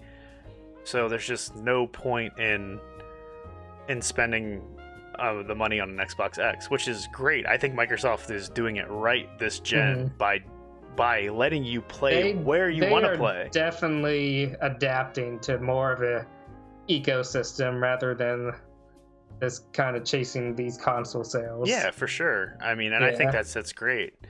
If anything, I think them trying to make a console is just almost like free money to them. Like for the people who will buy it, they're like, "Great, give us that." Yeah, I mean, they have buy this box. They have no market. Like the market is pretty much like South America and North America. North and South America is like the biggest market for Xbox, because like I know Xbox is huge in Brazil. I know that it's huge in the US, but like look at the Japan sales. There was literally like 1 month they released the data and it was like two those sales. pictures of like the saddest aisle shelves with their consoles. Yeah. Just Like it's that market's not there, and you know, I think they realize that, and they're saying, hey, well, we can still make our games available and release this, and everything's running off the same architecture these days. We're not at that point where, you know, these new consoles are going to be running off the AMD Ryzen chips, which is what I'm running in my PC.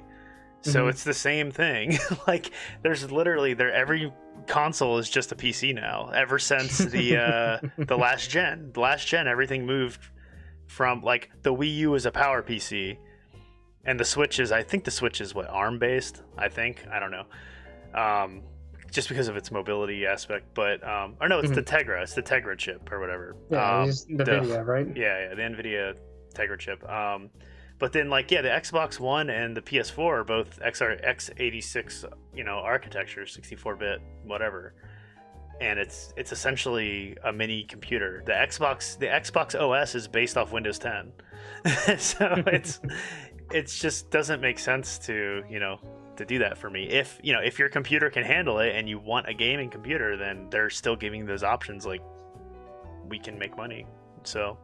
And I think that's great. And that's almost like how Nintendo is with, you know, the Switch, allowing you to play everywhere. You can play on your TV, you can take it somewhere. And then they're giving you that, you know, those options to do that. It's kind of the same way. I'm surprised Sony didn't try to copy this one out of the playbook this time. The Vita 2 will be around the corner.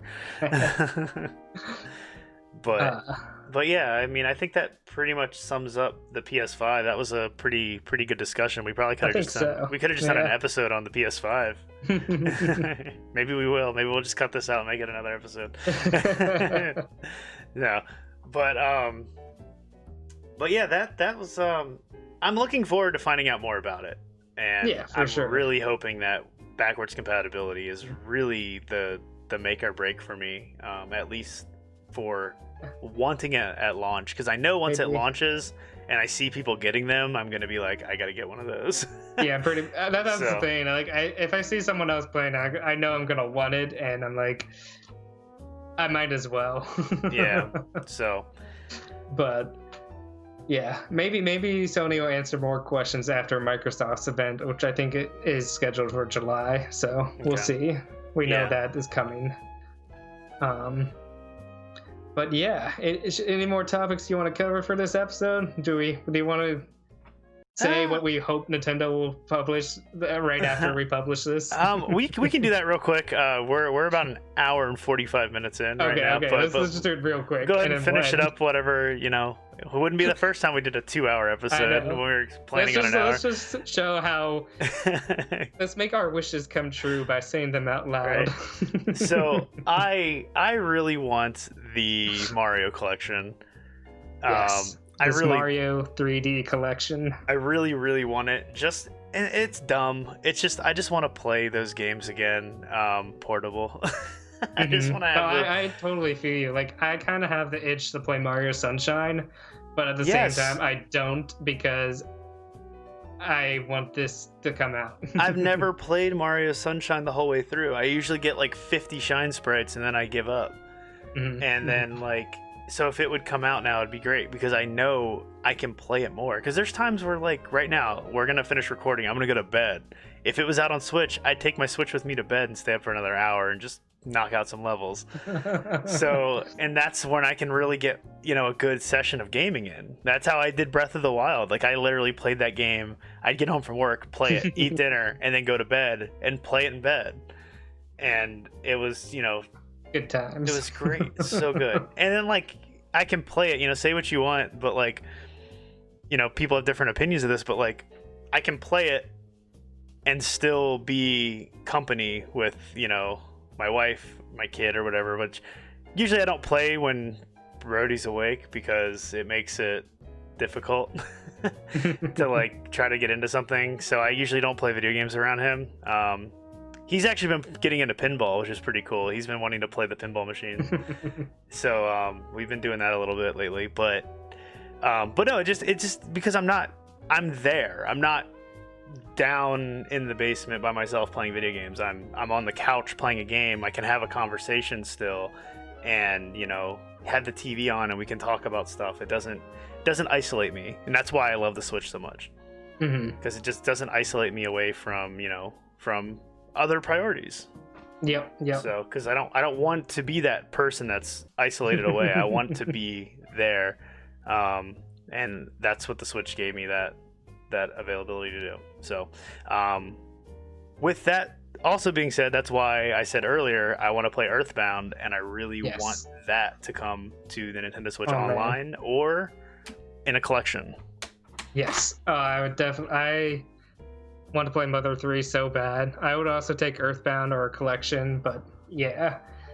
And this seems like the best odds of it happening in recent years, so make it so. Come on.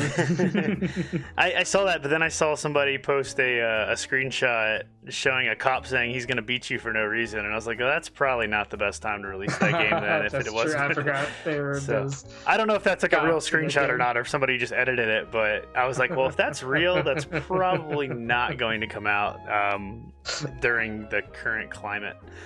For the best, of course. we don't want that coming out and making people upset. But yeah, I mean, those are probably the two big things. They've really underutilized the Nintendo Switch Online platform. They just recently released a couple games, and they were like no-name games not no game. They did Wild Guns, which was pretty cool, and I was actually shocked about that coming out because Wild Guns had a remaster. I saw where you were going with this. I was like, okay. Yeah, they had a remaster, so it was like, why would you release that for free? And then you were like, Chrono Trigger remaster? Yes, right? Give me something. So they did, it was Wild Guns, and then I think, was it Operation Logic Bomb was the other one, which I'd never played that, but I heard it's pretty decent. And then the NES stuff, what did they just release? Sorry, I'm flipping through a thing real quick. Oh, they did Rygar for NES, which some people like it. I've never been a big fan of Rygar, but I just feel like there's so many more games like that should be out, that they've got in their catalog that they haven't released yet, especially for the Super NES. Yeah, like the Super NES. Sure. And just the fact that they slow down their rate of game releasements so much, it's just kind of disheartening. Well, that's the thing too. Is like they have. I mean, when there's so much more out there to be releasing at this rate, it's just most of the games they've released on Super NES and even on NES, they are killer titles. Yeah, majority of them. Let's be honest here. Like, there's some very, very, very good games, but like that Earthbound, like that's huge. It was one of the first games on new 3DS. Yeah, well, as soon as they did Super NES games on new 3DS, that was missing? The first one. It's gotta be a collection. Yeah, that makes sense. Or it's just retail. Nintendo. Yeah, retail it. That'd be awesome. I'd love to have that physical copy there. Finally, I have the SNES cartridge, but like, again, it's just not being able to play it portably unless I buy like a handheld SNES system or something, which they sell, but. But yeah, you definitely hit on two of the big ones I wanted to see. I'd also want to see something Metroid, whatever form that may be, based off that tease in Paper Mario trailer. Yeah, we didn't talk about that. We totally skipped over that. We forgot. We missed that. At the end of the Paper Mario trailer, there was a small, kind of funny gag with Mario wearing the Metroid helmet, pew pew pew, and his partner was like, "It looks like he's fighting something in there." Yeah, that looks cool. Like, you just show us what you got going on. Yeah, but that is totally a tease at something Metroid news coming, and I don't know if it's the rumored new 2D Metroid that people have been talking about, or if it's news on Prime 4, or if it's this Prime Trilogy collection, if they're finally going to release that. But I would take any one of those. Yeah, that'd be cool too, for sure. Like, I beat the first I think I beat the first one, No, I never did. I never beat any of the Metroid Primes. No, I totally forgot.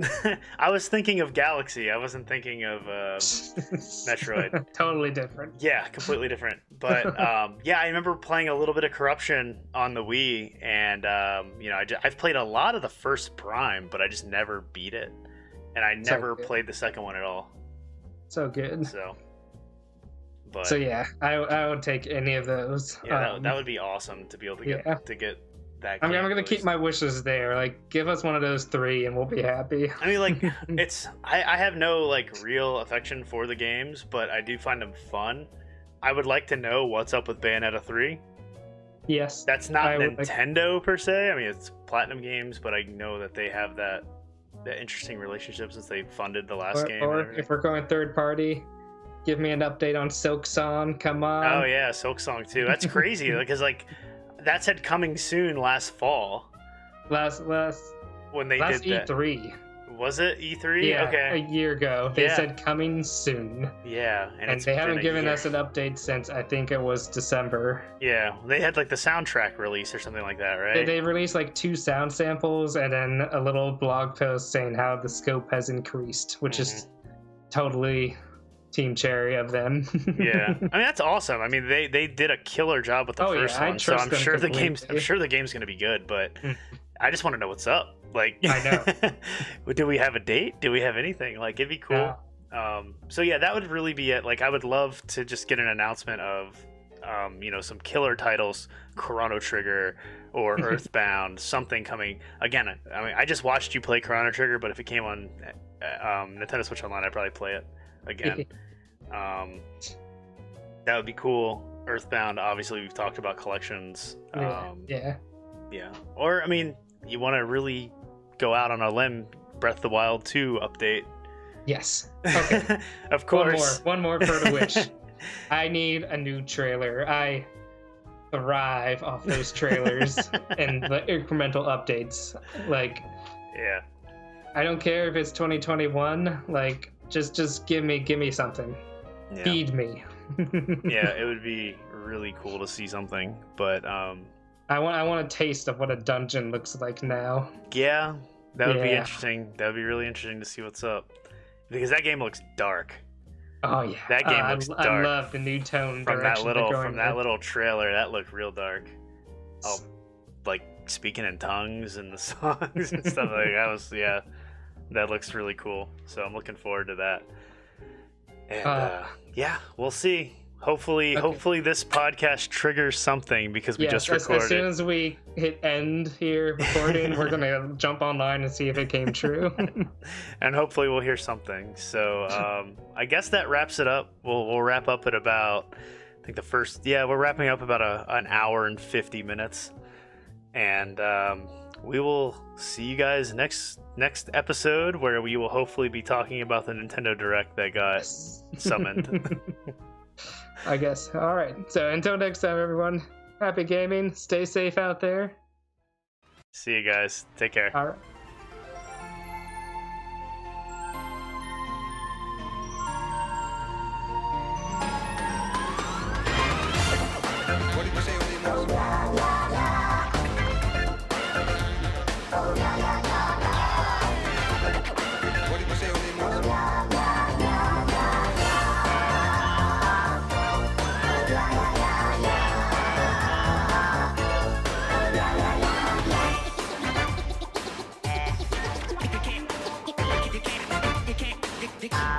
You can't resist.